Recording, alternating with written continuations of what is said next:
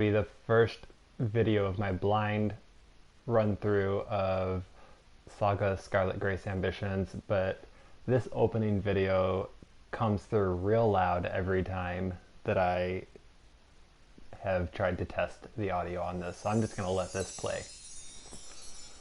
The Scarlet Star, as punishment for its betrayal, is chased from the heavens by the 12 Celestials. That ill-fated star is known as the Firebringer. This god, the Wicked One, gave man the gift of fire.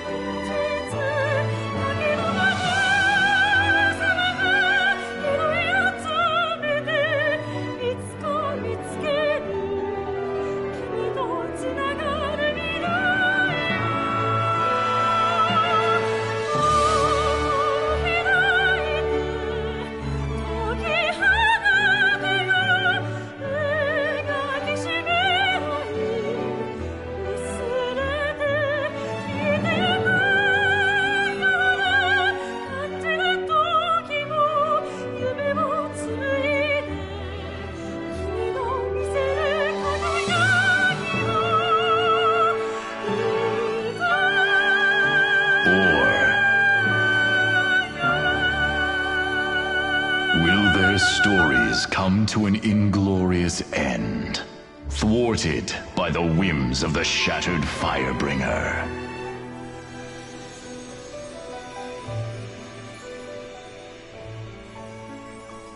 Heroes, cling to your ambitions.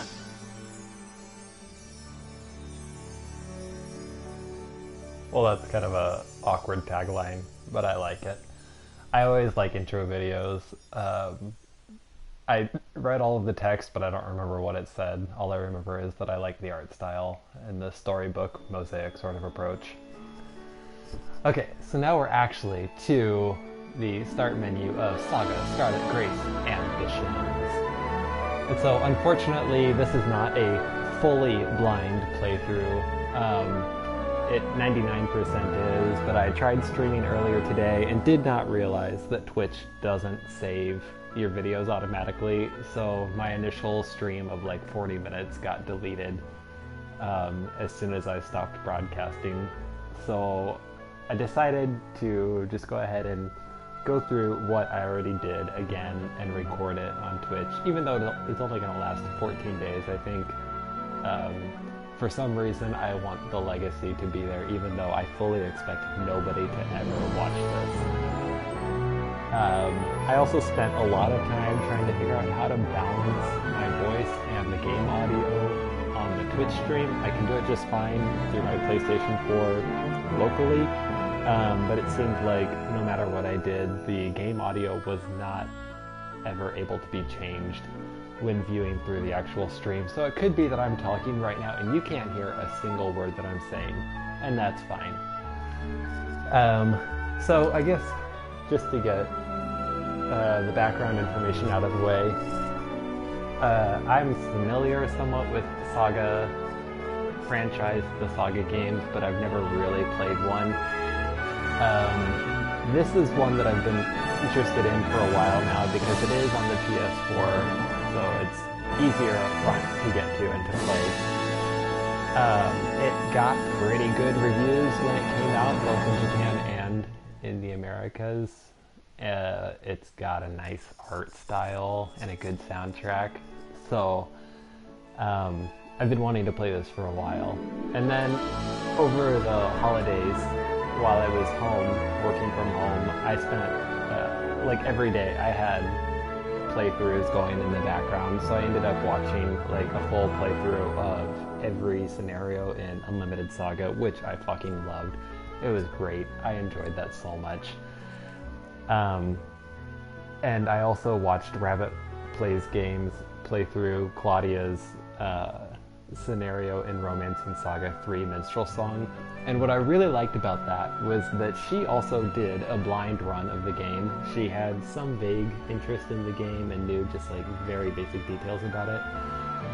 But basically she decided to play the game without any manuals, any outside help, and just sort of get in, figure it out, and make the best of whatever she could with what, in my experience, has been a fairly obtuse and inscrutable franchise.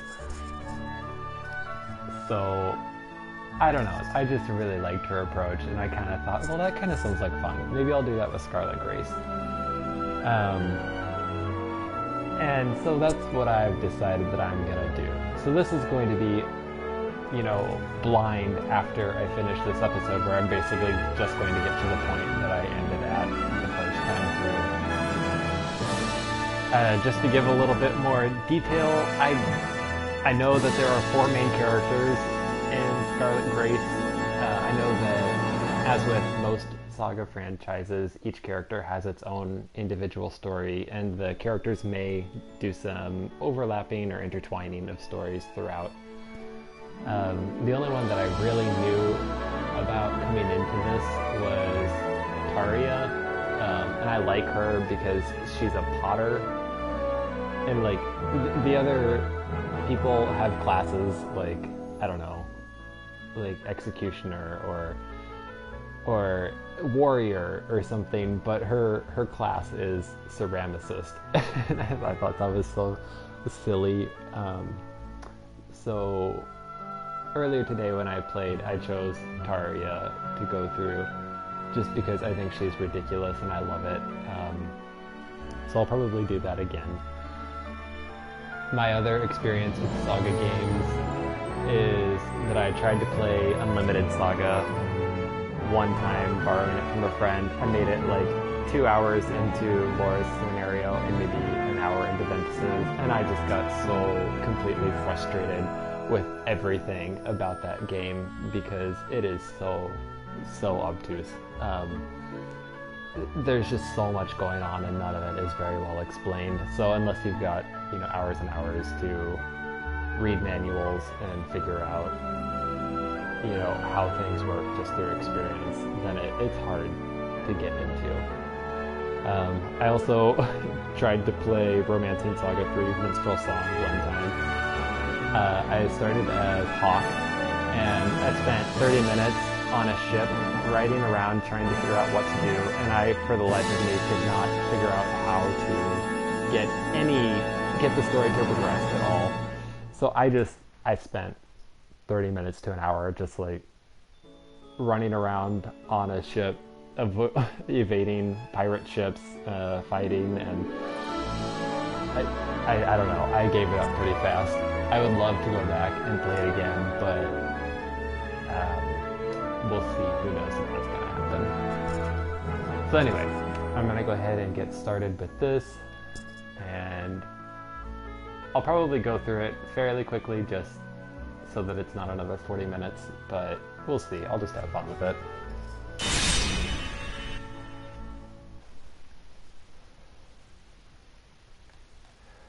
Oop.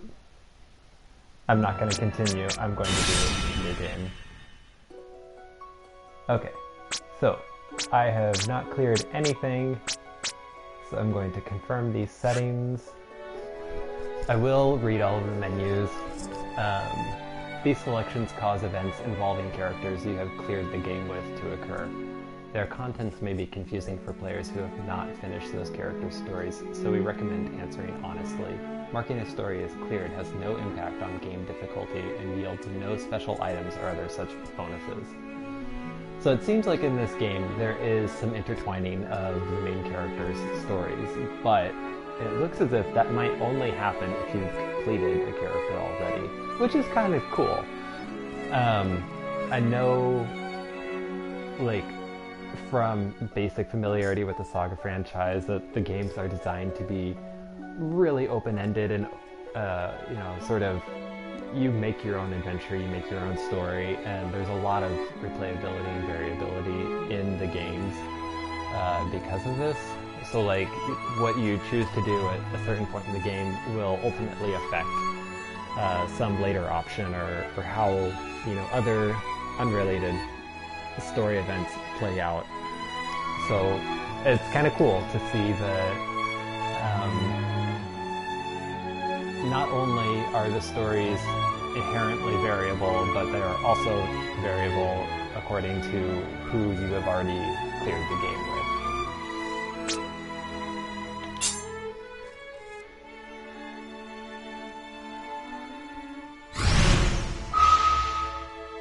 Okay, and we're going to go through an initial set of questions. I don't know what these are going to affect, but I'm going to go through and probably answer similarly to how I did earlier. So, the Emperor's Coastal Vanguard has set sail. What draws your eye? Its beautiful figurehead or its well-equipped medical chamber? Well, if I'm on that ship with a bunch of people, if that well-equipped medical chamber has a bunch of PPE and other COVID-friendly stuff, I might choose that. But just going from me, I'm probably going to be looking at the beautiful figurehead, so I'm going to go with that.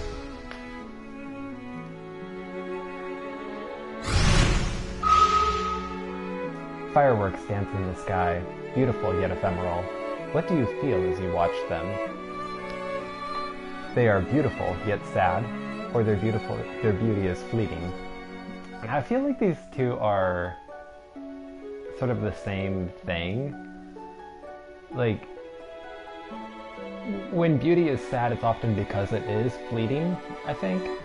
At least personally. And, like, I love me some bittersweet melodrama, so, I'm one of those girls who likes to feel sad when I see something beautiful.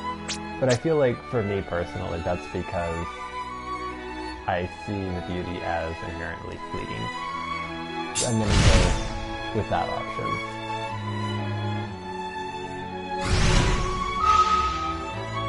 Rules have meaning because people follow them, yet occasionally the strong try to break them.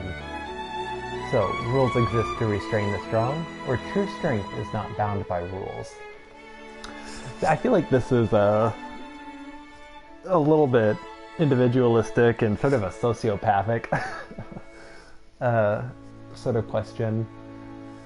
So, rules exist to restrain the strong is what I'm probably going to go with, because I feel like power lends itself the ability to gain more power.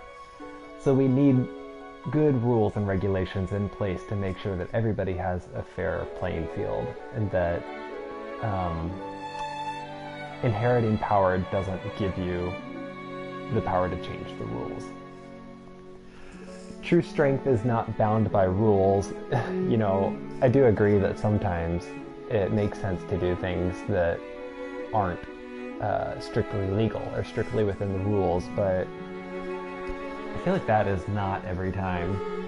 Maybe that's the sort of answer that belongs in a video game, but not in the real world. Me personally, though, I'm going to go with rules exist to restrain the strong.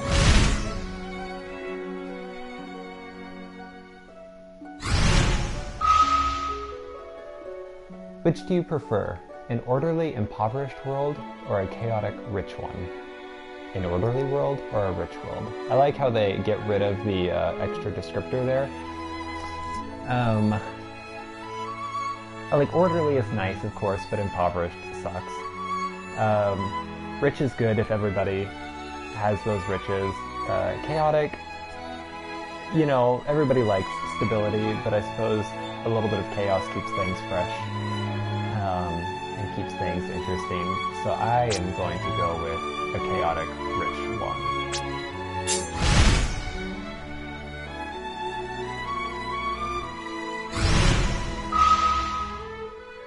You till the land, flood the field, plant the seeds, care for the plants, and harvest the crop.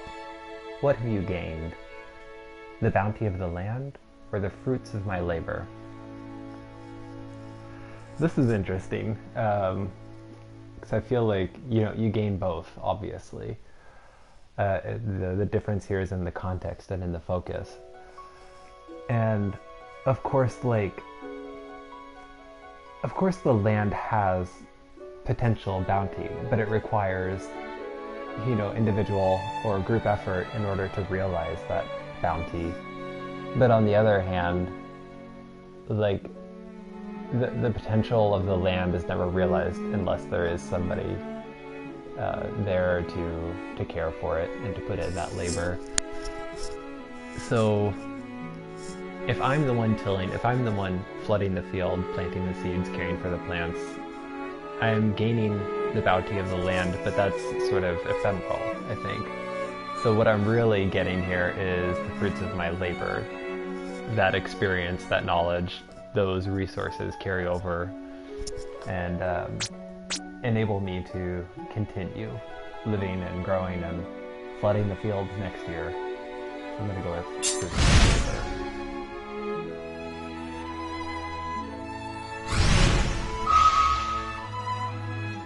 A stonemason and a blacksmith are arguing. Which argument do you find more persuasive? Choose a job to match the tool, or choose a tool to match the job? This question to me seems to ask whether it's better to be a specialist or a generalist. Like, if you choose a job to match the tool, that means that you're a specialist. You have a particular tool that you use, and you find jobs that, you know, fit your strengths. You use your talents where they're best spent. Choose a tool to match the job means that you know, make the best of whatever situation you're given by being crafty, or maybe not crafty, but handy and I don't know, good on your feet, good with your hands. So, like, that's not what I am, personally, so I'm going to go with choose a job to match the tool, because I have a limited tool set, and that's what I go with.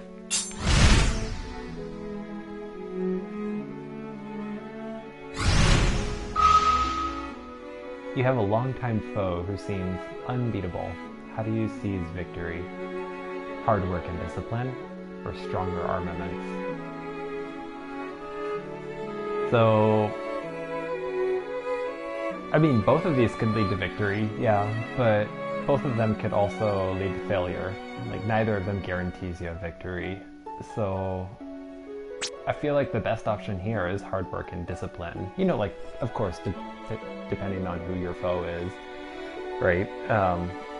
Like, studying extra hard is not going to really help you if your foe is like a powerful government or you know, some larger entity than any individual can manage. But at the same time, like, you gain something through hard work and discipline, whereas just having a bigger army, more weapons, like, if you lose, you didn't really gain anything from that. So I think hard work and discipline is the way to go here.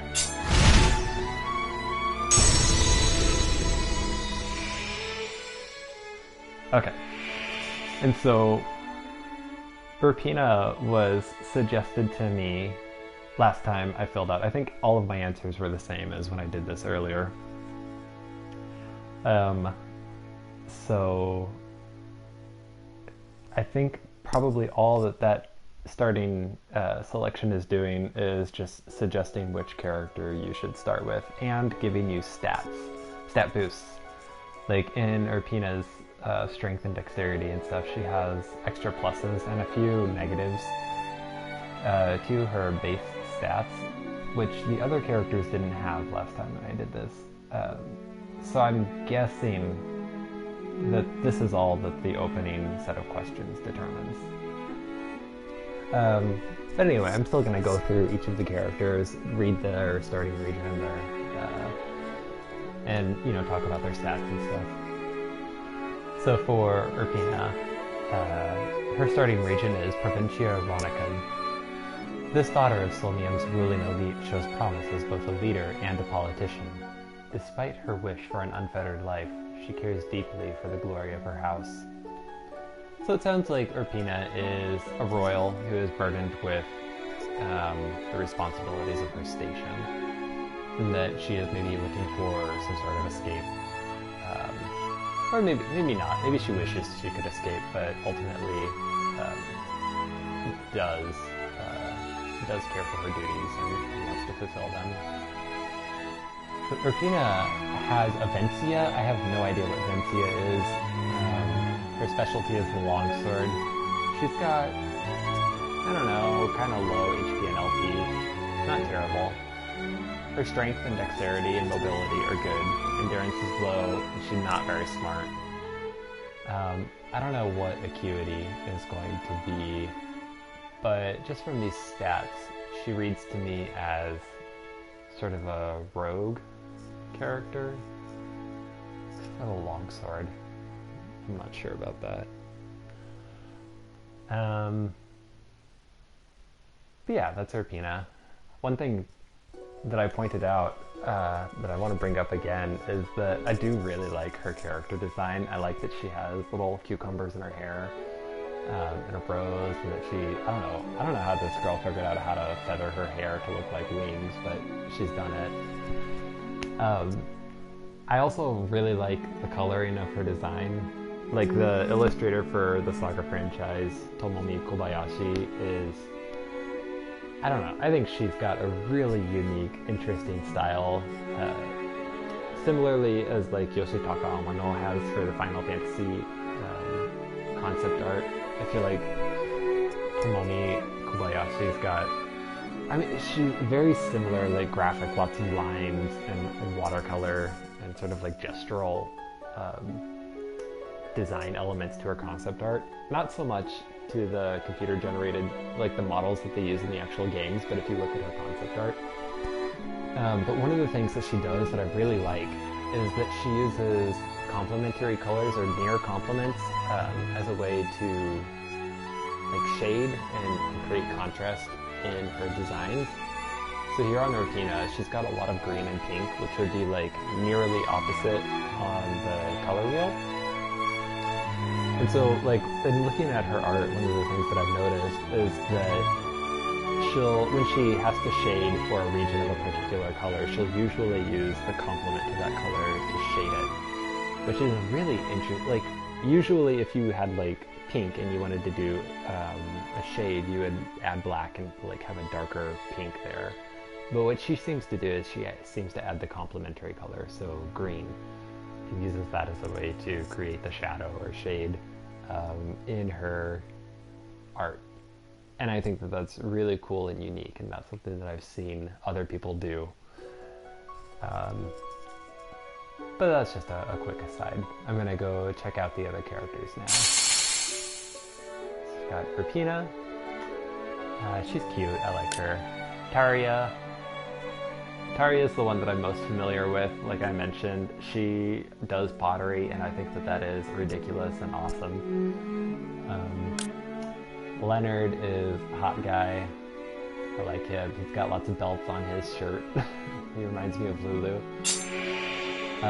He also reminds me of like Hayner from Kingdom Hearts 2, like the sexy grown-up Hayner. Leonard is his starting region is Marcham Yaxart. Your typical tough guy, Leonard is a man who prefers action to words. Those not put off by his harsh demeanor find themselves with a staunch ally through thick and thin.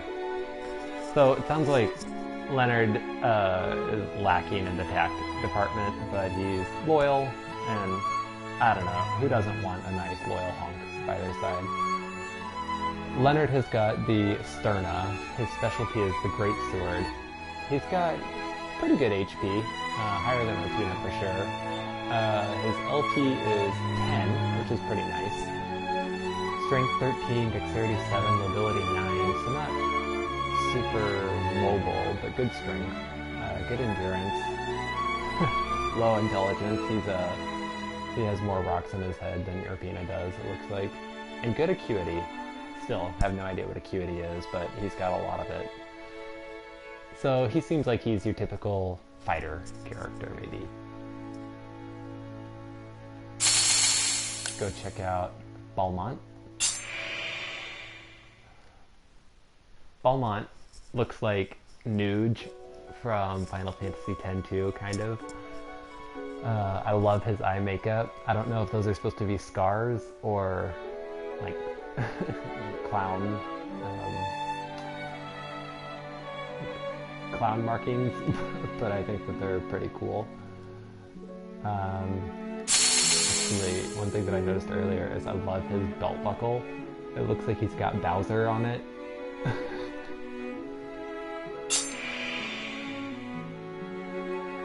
Alright, so Balmont. Starting region is Provincia K.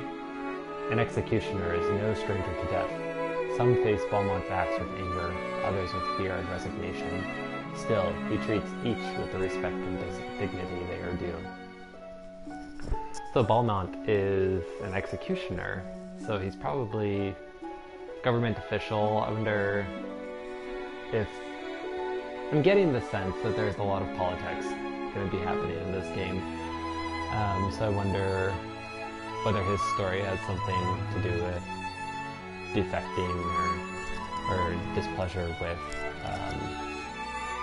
the government or the ruling class. I don't know, this is all just straight out of the air.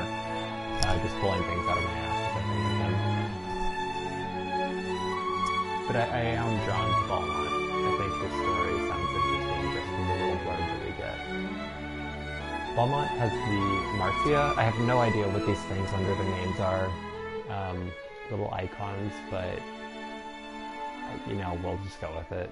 He has the Marcia. Specialty is the Axe. HP is 70, so a little lower than Leonard. LP is 9, also a little lower than Leonard. Strength is 14, Dex is 10, Mobility 6, so not very mobile at all, but high endurance, high intelligence, and high acuity. Balmont to me reads as sort of a tanky character. So, or maybe a more defensive sort of playstyle. And last but not least, we have Taria. Taria is real cute. I like her design. Yeah, I don't know. Starting region is Provincia Termina. She's a powerful witch who was once a likely candidate for the next Archwitch. Disgusted by the idea of taking such a mantle, Taria abandoned the arcane to pursue the path of pottery. I love this idea of, like, she's a witch, like an all-powerful witch, too. She's set up to be the Archwitch. Like, I'm guessing that's, like, the leader of the witches, and she's like, nah, girl, this is too much for me. I don't like this life. I'm gonna go make some pottery. I don't know, something about that is ridiculous, and I love it. So, Taria is my bias. I'm going to go with Taria. I am going to play her story first. And I am going to select battle voices. The default... Why is my pottery warped so? I must discover the reason. is, you know, pretty good voice acting, but expressive. Why is my pottery warped so? I must discover the reason. Why is my pottery warped so? I love it. It is so extra, and we are going with expressive battle voices.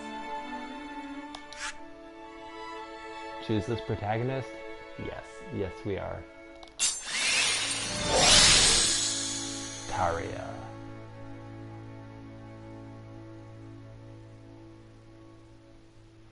So just to give a little more background on why I'm doing this, like, I am I see that I have one viewer. I have no idea who that is, but thank you for watching. Ooh. Let's watch this.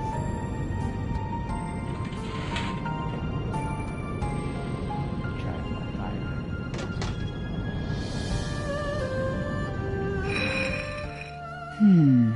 Strange. Strange. Every piece of pottery is warped in exactly the same way.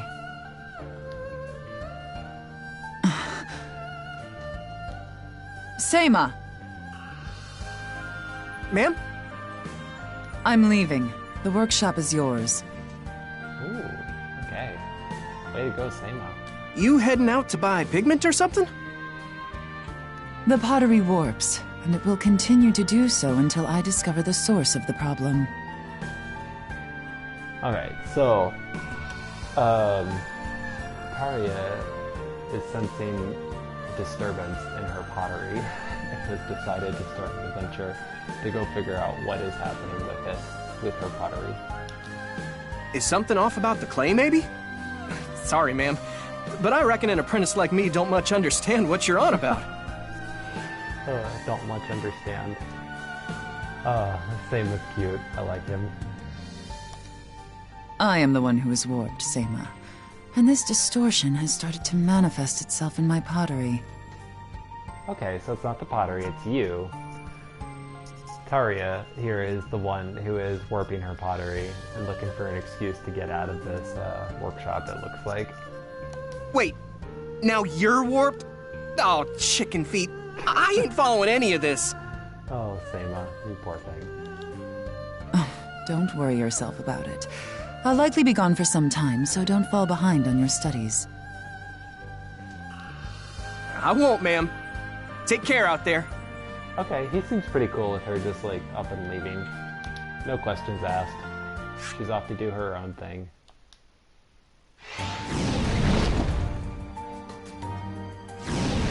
I love this art style so much. It's such a nice storybook looking thing. That's... oh, sorry. I will use Taria's expressive voice. That's the phoenix. My. Perhaps it is the source of the warping. Okay, so basic controls. Use your left stick to move, X button to confirm, open the menu with a triangle, and your character moves faster along roads. All of that makes sense. Like I was saying, I love this art style. This is great. It reminds me a lot of SaGa Frontier 2, which I also played most of. Not all of it. I got to a point where I was just being wailed on every time I stepped out of a city, and I got tired of that real quick. But whereas in SaGa Frontier 2 took a really, like, the backgrounds were all hand-drawn, sort of watercolor, storybook-looking things. This game seems to take storybook in the direction of, like, the mosaic, collage type of art style. And, like, stained glass sort of look. I think that is really cool. I love how different locations pop up as you near them. The fallen vent is indeed a suspicious place, but you have no business here now. And I was just going to check out this phoenix, but I'm not going to do that. Alright, Termina. Moorhead. Ooh, I like this city with the rock. It's a cool rock. That's a nice boulder. A trading post called Moorhead, located at the foot of a giant boulder. Built on the border of March and Normie, trade with the Normie people is thriving. Ooh, I can change the speed? We can really run. Oh my goodness. Oh. It would be reckless to approach it alone. Okay, so we're gonna have to go find ourselves a party before we talk to this kid. Okay, yeah, we got it, Taria.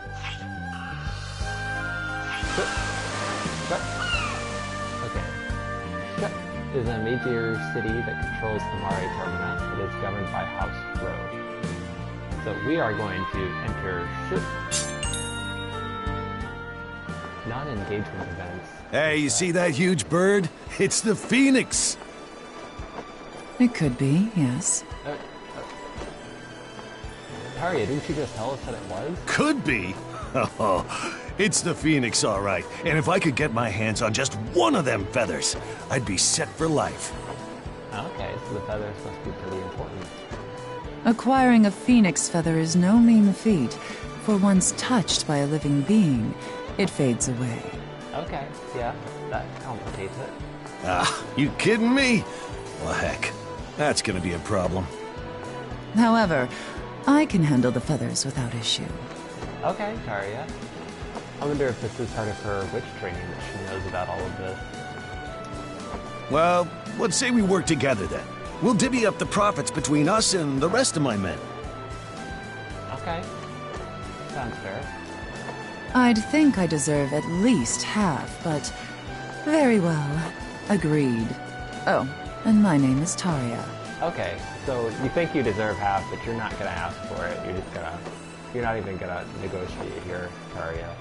Why are your eyes so sleepy? Why do you look like you don't care? I love her. Her character design is all of a sudden kind of interesting. And her voice acting too. She seems very, very over it. I don't know. Pottery gets to you, I guess. Khan's the name. Till yesterday, I was an Alhuacan Imperial Guardsman, but I decided chasing that Phoenix fellow would be a lot more interesting. I'll introduce you to the rest of the team later. Okay, so you quit your job to chase a giant bird. That's and you didn't even know that the feathers disintegrate when touched by a living being. So I'm not sure if I trust your judgment, but I guess Taria does. So we are going to be. It's good to meet you, Khan. Name's Khan. It's a pleasure. Okay, Khan. You are, what, 72 HP, 7 LP, not bad. 12, 10, 10, 12, 8, you've got actually pretty good stats. Specialty is the spear. Okay, sounds good. Alright, the mercenary band, the Killers, has joined. Okay, the Killers, interesting. Not sure that's who we want to be grouping with right now, but if they can help us kill a Phoenix, I guess that's what we need to get Taria's pottery back on track. And so this is actually where I'm going to stop. This is where I stopped earlier. But I guess to go back to what I was saying earlier, I am streaming this just for my own edification and engagement. Like, I appreciate that one view, whoever it is that's watching this. That's great. Thank you very much.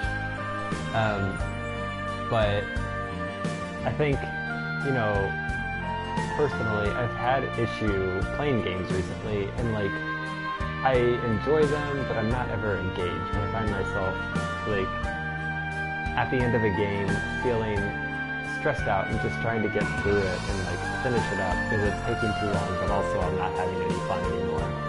And so I'm gonna try streaming as a way to increase my engagement with the content so that I can like talk to myself essentially, you know, work out everything that's happening, have that sort of internal monologue with myself about what I think is happening, what's gonna go on, and I'm gonna say it out loud as if there is an actual audience.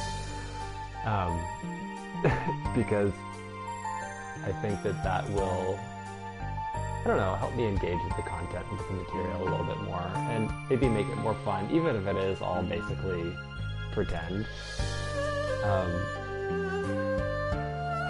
I want to try it, and I think it will be fun. I think I'm funny, so this is a good time to work on my filter and, you know, just saying whatever comes to mind, but I know it's not gonna come out very funny, and that's great. That's great. What else to say about all of this? Oh, Arya doesn't have pants. She's got pants. Man. Yeah, so I guess I got the idea to do this from watching Rabbit play games, do her playthrough of the SaGa Trail song, and just seeing the way that she like talked her way through everything and just went at it blind to figure it out. It looked like so much fun.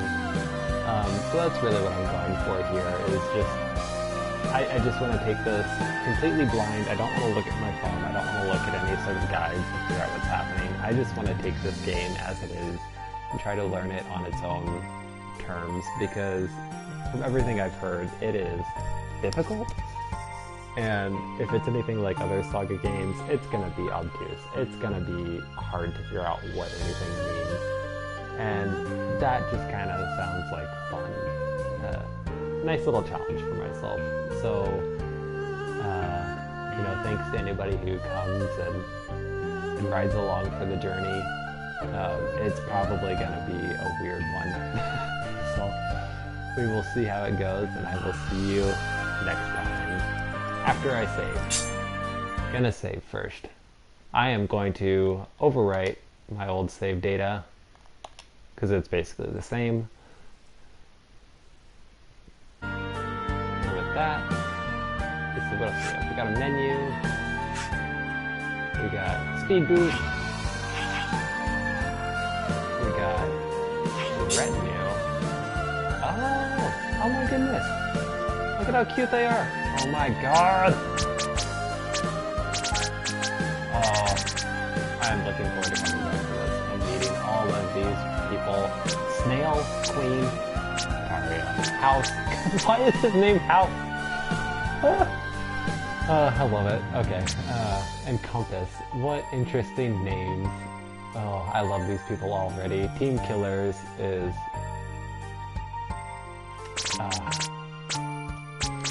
this is gonna be good. Alright, I am going to end it there, so thank you for watching, and see you in the next one.